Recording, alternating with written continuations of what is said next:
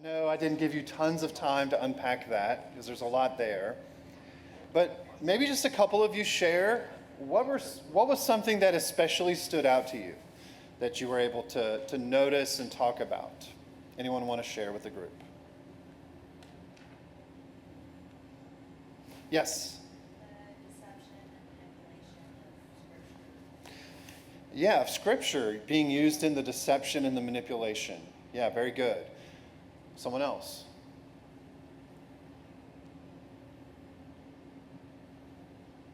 Yes. Just the vulnerability of this kid's going through a hard time and feeling even worse, and him and his parents are both seeking and trying to get him help, and it's just really Yeah, absolutely. That this was an especially vulnerable kid. I'm going to repeat what you said for the recording. Yeah, the parents are going through this really hard time, vulnerable time. The kid is going through a very vulnerable time. And by the way, unfortunately, many bad actors, they look for the most vulnerable of kids, right? And so a kid like this, who is less connected to family, more vulnerable, struggling with mental health and home situation, those are vulnerabilities. Now, of course, he's vulnerable just because he's a minor and he's not, fully developed as an adult. His brain's still developing, his body and all that. But this type of kid is especially vulnerable for those reasons. Yeah, absolutely.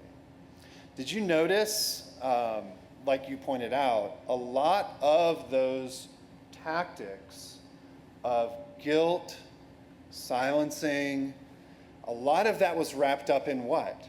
In spirituality, right? Using God, using the Bible.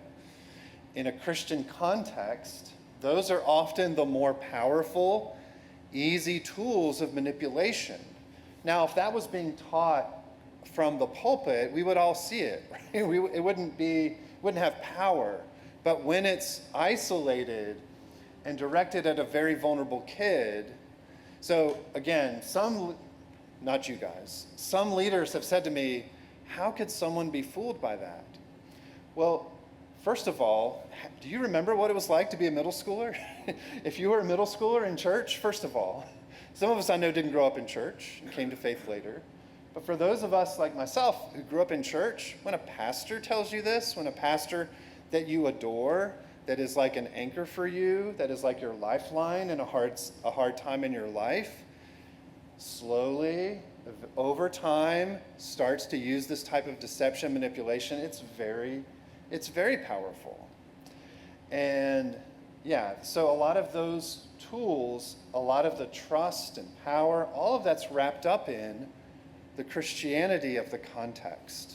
And it's important as leaders that we understand that. Now, there's a lot more we could unpack here, right?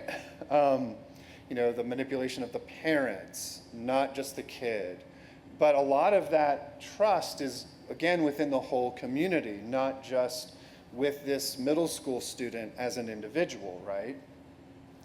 And of course, this is very dehumanizing, to use a student, a young person, a minor, for their own, and make no mistake, this is being done for the sexual gratification of this pastor. And so this is child sexual abuse, that's what it is. It's also, we would call this spiritual abuse. Because what is spiritual abuse? Well, often it's connected to other forms of abuse like sexual abuse, and it's using God, spirituality, in the exploitation to maintain control, to maintain silence, to exploit. And not always connected to sexual abuse. It can be more of a controlling, domineering type of emotional abuse where it's not sexual. It can be connected to physical abuse as well, or other forms of abuse, financial.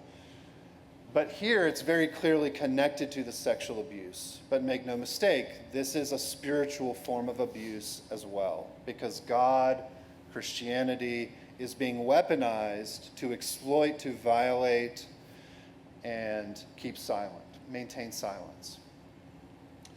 All right, now let's move to a more positive discussion about prevention. How does prevention work? In our next scenario, we're going to walk through this and ask, okay, what can we do as leaders given this type of reality? How can we work to do all we can in prevention? So let's look at the second scenario together on your sheet. And as I read this, I want you to think about what could be in place at this church ahead of time. What can the leaders do ahead of time to maintain safety in this situation we're going to look at? All right, and after I read it, I should have done this with the first one. I'm an internal processor. Like, I need a minute to collect my thoughts. I'm going to give about 45 seconds or a minute for us internal processors.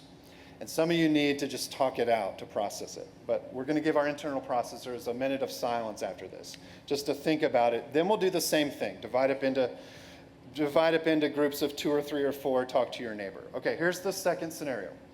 Erica is 13 years old. She has grown up in the church and loves her church and her pastors. Tony, her student pastor, is a seminary graduate and an ordained pastor. He is funny and charismatic. He is a great Bible teacher.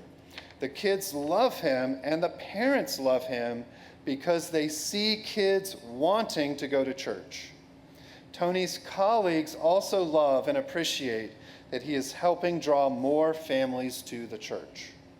On a particular Wednesday night when student ministry is winding down, only a few people are left waiting around the foyer of the church. Erica's mom is running late to pick her up. Tony says to Erica, "Hey, I've got something for you I forgot earlier. Come with me to my office for a second." Tony and Erica start walking away from everyone toward a back hallway and Tony's office. No one is in that part of the church at this time, and it's very isolated. As Tony and Erica turn a corner, they pass a young mom in the church who ran back in to grab her son's coloring paper that he left in the classroom. All right, so here are the questions. What do you think needs to be in place in this church culture so we could reasonably expect this young mom to see and potentially intervene in this unsafe one adult, one child situation? What are some prevention measures that could help in this scenario? Okay, take about 45 seconds, a minute to just think on your own, and then I'll direct you to talk to your neighbor.